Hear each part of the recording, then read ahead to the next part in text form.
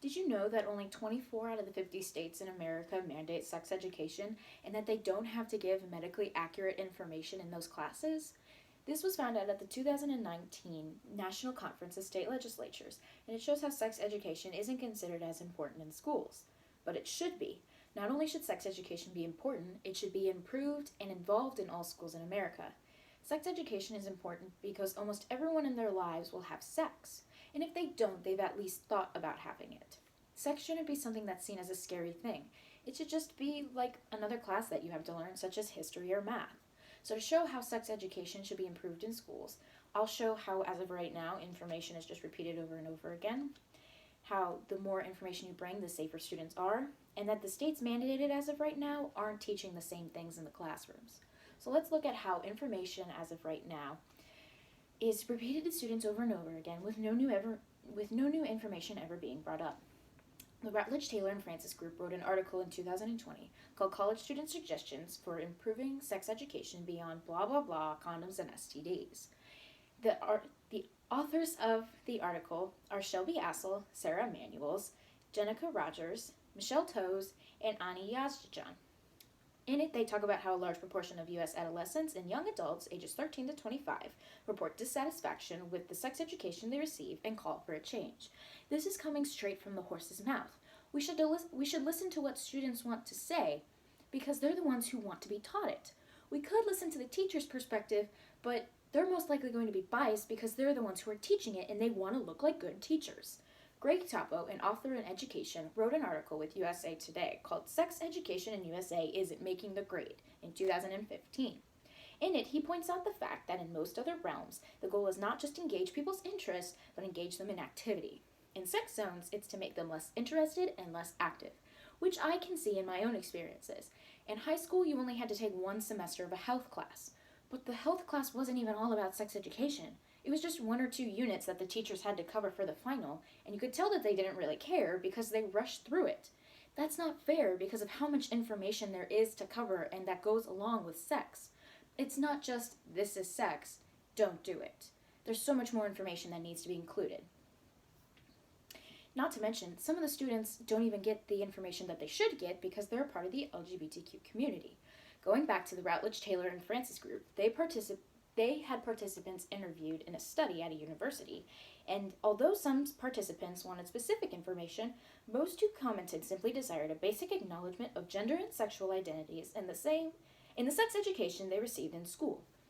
Everyone has sex, including people who are not heterosexual. They deserve to know how to have sex just like everyone else in the world. Transgenders, queers, they all deserve to know. And they need to get the right information for it. They can't learn the same things when they only hear about straight couples.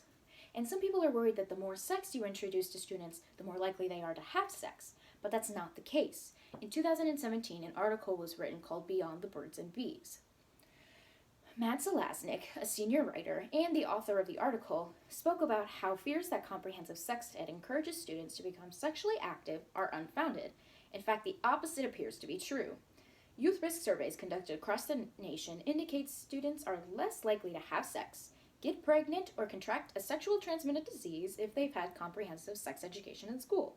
So in other words, if the students were given more info in school, the more likely they were to make smarter decisions about sex, which is what sex education should be about, not about how can we scare kids into not wanting to have sex anymore. Speaking of safety, the more information that's been given to students, the more likely that they have been to make smarter decisions with their partners when it comes to sex. Joey Shepard from Brigham Young University wrote a journal in 2020. It's called America's Teen Sex Education. Can Parents Really Make a Difference? He points out that it was discovered that the schools that do teach sex education most often only teach abstinence, but it also found that the current teaching of abstinence was highly ineffective in improving teen sexual health and extremely weak in lowering risky teen sex. Abstinence is important, yes, but that's not enough anymore. Abstinence isn't going to make every student agree all at once that we should stop talking about sex or that we don't want to have sex anymore. That's just not how it works. You need to give them more information so that way they can look at the pros and cons and see if they really want to have sex. In 2019, Maria Maqbul and Hafsa Jan, both from the University of Kashmir and Institute of Home Science, wrote an article called Importance of Sex Education in Schools, Literature Review. They point out that sex education is effective by reducing the rate of teen pregnancy, providing correct information, and also decreasing the number of HIV, AIDS, and STDs among teenagers. Hence, sex education encourages healthy teen sexuality. When accurate information is given to students, they are able to make smart and safe choices with their partners. Again, this is how sex education should be looked at. It shouldn't be about how we can get students to avoid having sex. It should be about if they decide to have sex, how can we keep them the safest way possible? But with students who are able to get mandated sex education at this time, different states are learning different things. Sarah Shepard and Catherine Brown wrote an article for the Center of American Progress. It was written in 2018, and it's called Sex Education Standards Across the States. They point out that only 10 out of the 24 mandated states talk about healthy relationships, and only 8 out of the 24 talk about consent and sexual assault.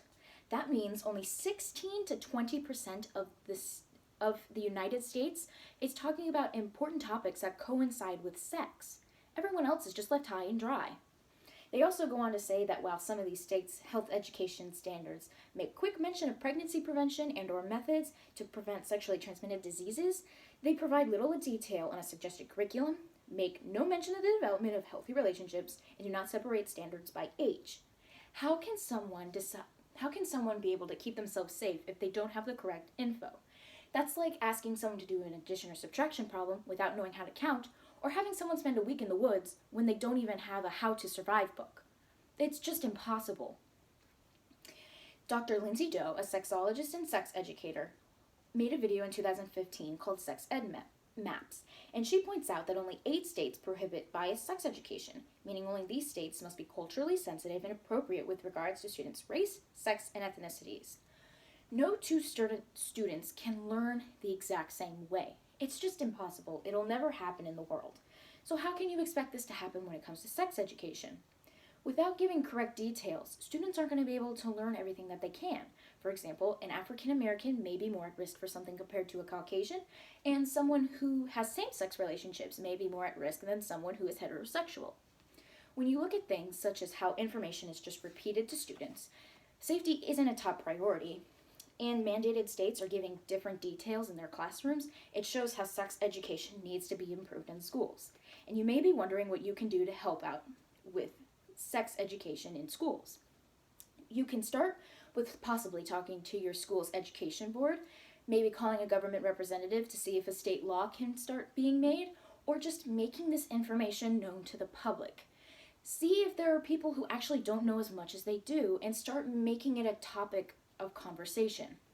Now, to end this speech, I'd like to end it with one last quote. Leslie Cantor, a public health leader, and Laura Lindberg, a scientist from Guttmacher Institute, wrote an article in 2020 called Pleasure and Sex Education: The Need for Broadening Both Content and Measurement. So to end this speech, I'd like to say what they started their article with. Sex education is the one school subject that is supposed to provide adolescents with the information and skills they need to navigate relationships, understand sex and sexuality, and find the resources they need for obtaining additional information and relevant health services. Thank you.